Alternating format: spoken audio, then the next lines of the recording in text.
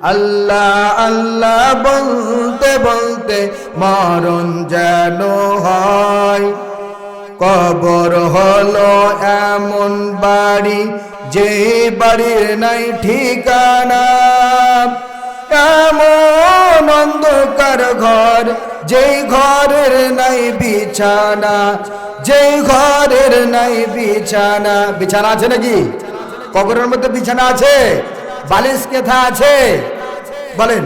কবর হলো এমন বাড়ি যেই বাড়ির নাই ঠিকানা, এমন অন্ধকার ঘর যেই ঘরের নাই বিছানা, যেই ঘরের নাই বিছানা। ঈমান আমল নিয়ে মরলে কবর, কোরআন হাদিসের আমলে কবর আলোকিত হয়। আল্লাহ আল্লাহ বলতে বলতে মরণ যেন হয় আমাদের। জোরে আল্লাহ আল্লাহ বলতে বলতে মরণ যেন হয়।